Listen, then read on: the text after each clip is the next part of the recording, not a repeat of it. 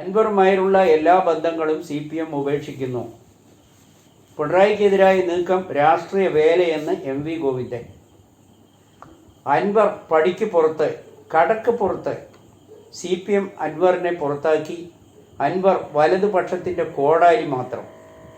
അൻവറിൻ്റെ ആരോപണങ്ങൾ തള്ളി സർക്കാരിനെതിരെ ഇടത് MLAയുമായി ഇരുന്ന അങ്ങനെ പറയാൻ കഴിയില്ലെന്നും CPM.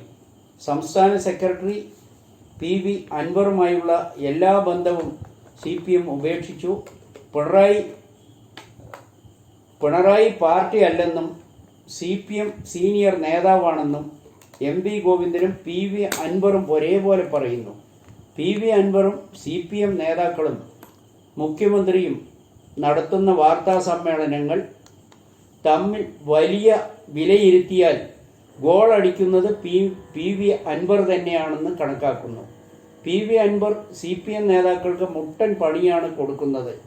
ഇതിൽ വിജയിക്കുന്ന അൻവർ തന്നെയാവും എന്നാണ് ജനങ്ങൾ കണക്കുകൂട്ടുന്നത്. അൻവറിൻ്റെ ആരോപണങ്ങൾക്ക് മറുപടി പറയിപ്പിക്കുകയാണ്. അതിൽ നേട്ടം കൊയ്യുന്നത് അൻവർ തന്നെ. അൻവറിന് മേലെ ആകാശം, താഴെ ഭൂമി. CPM നേതാക്കൾക്ക് മുഖ്യമന്ത്രിയെ സംരക്ഷിക്കേണ്ട അവസ്ഥയാണ് ഉള്ളത്. അൻവർ ഇപ്പോൾ ഇടഞ്ഞ കൊമ്പനാണ് എന്ന് വേണം കരുതാൻ. പാർട്ടി സെക്രട്ടറി മുഖ്യമന്ത്രിക്ക് ഒപ്പം തന്നെ എന്ന് വ്യക്തമാകുന്നു. അൻവർ CPM നേതാക്കന്മാരും മുഖ്യമന്ത്രിക്കും ഭീഷണിയാകും. ഭരണവിരുദ്ധ വികാരം ആളിക്കത്തുകയാണ്. ഈ അവസ്ഥയിൽ PV അൻവറിന് നല്ല സമയമാണ് എന്ന് വേണം കരുതാൻ. രാഷ്ട്രീയ നിരീക്ഷകരും അതുതന്നെയാണ് വിലയിരുത്തുന്നത്. സ്വന്തം MLAക്കെതിരെ പ്രതിഷേധം സംഘടിപ്പിക്കേണ്ട ഗതികേടിലാണെന്നും അവർ പറയുന്നു. PV അൻവർ നിസ്സാരക്കാരനല്ല. CPMൽ അങ്കലാപ്പ്. പാർട്ടിയിലെ ഒരു വിഭാഗവും ജനങ്ങളും ഈ കാര്യത്തിൽ അൻവറിൻ്റെ കൂടെ. സർക്കാരിൻ്റെയും മുഖ്യമന്ത്രിയുടെയുമുള്ള ജനവിശ്വാസം നഷ്ടപ്പെട്ടു. ഇടതുപക്ഷ സർക്കാരിൻ്റെ ഭരണത്തിനെതിരെയാണ് ജനങ്ങൾ.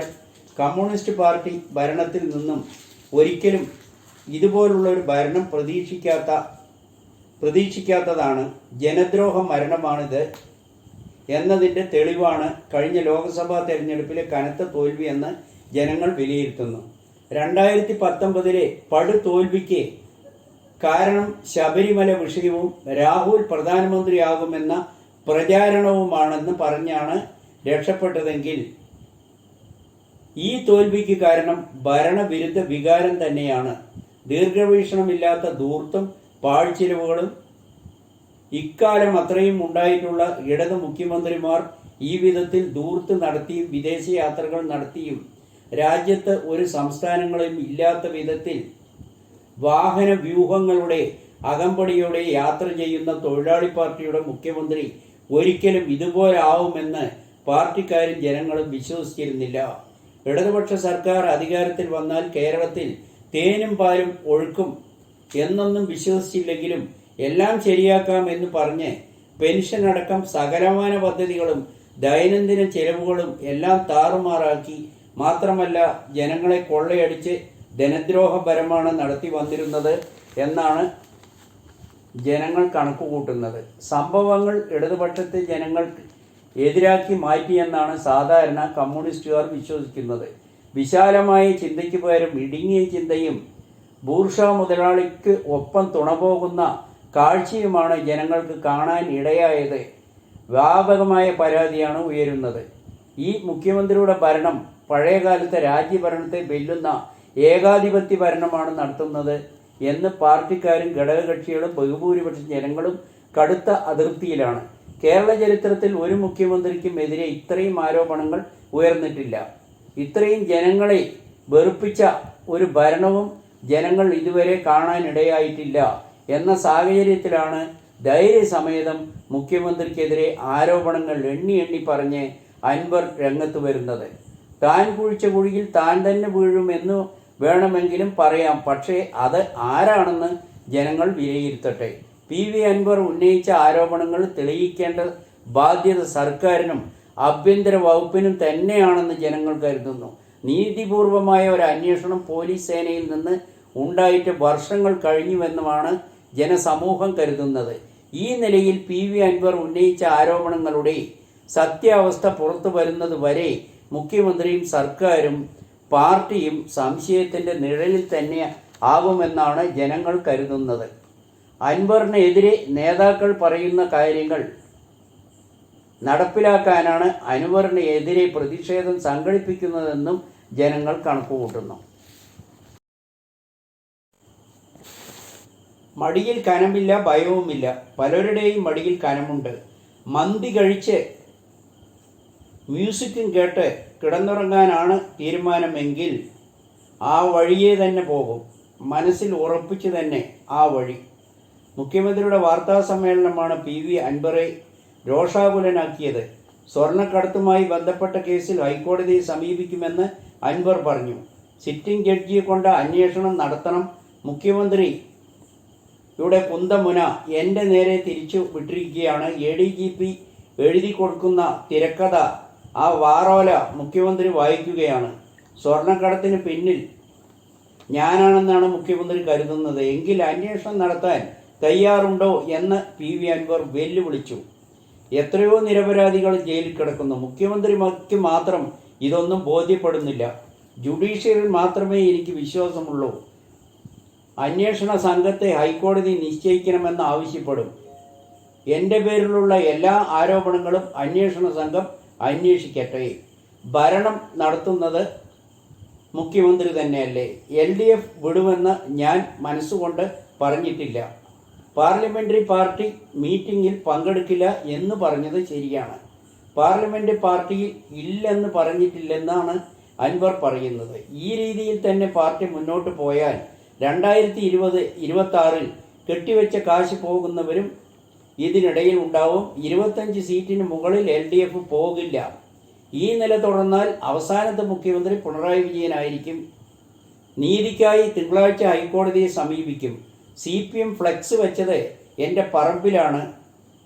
ഒരു നീതിയും കിട്ടാത്തത് ന്യൂനപക്ഷങ്ങൾക്കാണ്. എനിക്കും ചിലതൊക്കെ പറയാനുണ്ട്. തോക്ക് ലൈസൻസിന് അപേക്ഷിച്ചിട്ടുണ്ട്. കിട്ടുമെന്ന് ഉറപ്പില്ല. ഞാൻ അങ്ങനെയാണെങ്കിൽ അങ്ങാടിയിലെല്ലാം ഇറങ്ങി നടക്കാനും തയ്യാറാണ്. തീവണ്ടിയും കോച്ചുകളും ഫ്രീയാണ്. ജനങ്ങൾക്ക് വേണ്ടിയുള്ള എൻ്റെ തീവണ്ടി മുന്നോട്ട് പോകുന്നതാണെന്നും അൻവർ വ്യക്തമാക്കി. എന്നും കാണാതെയുള്ള പുറപ്പാട് എന്തൊക്കെയാണ് അതിൽ വെച്ചിട്ടുള്ളതെന്നും വഴിയെ കാണാമെന്ന് അൻവർ പറഞ്ഞു. എന്നാൽ സംശയിച്ചതിലേക്ക് കാര്യങ്ങൾ എത്തി. ഉദ്ദേശം വ്യക്തം. പിന്നീട് വിശദീകരണം. അൻവറിനെ തള്ളിക്കൊണ്ട് മുഖ്യമന്ത്രി. PV അൻവർ ഉന്നയിച്ച എല്ലാ ആരോപണങ്ങളും തള്ളിക്കളയുകയാണ് മുഖ്യമന്ത്രി. LDFനെയും സർക്കാരിനെയും അപകടപ്പെടുത്താൻ ശ്രമം നടത്തുകയാണ്. അന്വേഷണം നിഷ്പക്ഷമായി തുടരുമെന്ന് മുഖ്യമന്ത്രി പറയുന്നു. ശത്രുക്കൾ വ്യാപകമായി പ്രചാരണം നടത്തി വരികയാണ്. ആരോപണങ്ങളാണ് അൻവർ ഉന്നയിക്കുന്നത്. അൻവറിൻ്റെ ഉദ്ദേശം വ്യക്തമാണ്. അൻവർ പറഞ്ഞതിനെക്കുറിച്ച് വിശദമായി പറയേണ്ടതുണ്ട്. അത് പിന്നീട് ഒരിക്കലാവാം. പോളിറ്റ് ബ്യൂറോ യോഗത്തിൽ പങ്കെടുക്കണം. അതിനായി പോകുമ്പോഴാണ് കൊച്ചിയിൽ മാധ്യമങ്ങളെ കണ്ടത്. അതിനു മുൻപ് സംസ്ഥാന സെക്രട്ടറി MV ഗോവിന്ദനെ കണ്ടിരുന്നുവെന്നും അറിയുന്നു. മൃതദേഹം അർജുൻ്റേത് തന്നെ സ്ഥിരീകരിച്ചു. DNA പരിശോധനാ ഫലം വന്നു. ഷിരൂരിലെ ഗംഗാവലി പുഴയിൽ നിന്ന് കണ്ടെടുത്ത ലോറിയിൽ ഉണ്ടായിരുന്നത് അർജുൻ്റെ മൃതദേഹം തന്നെയാണെന്ന് സ്ഥിരീകരിച്ചു. അർജുൻ്റെ സഹോദരൻ്റെ DNA സാമ്പിളുമായി കണ്ടെടുത്ത ശരീരത്തിലെ DNA സാമ്പിളും ഒത്തുനോക്കിയപ്പോഴാണ് കാർവാറിലെ ഫോറൻസിക് സംഘം സ്ഥിരീകരിച്ചത്. മൃതദേഹങ്ങൾ ഉടൻ ബന്ധുക്കൾക്ക് കൊടുക്കും.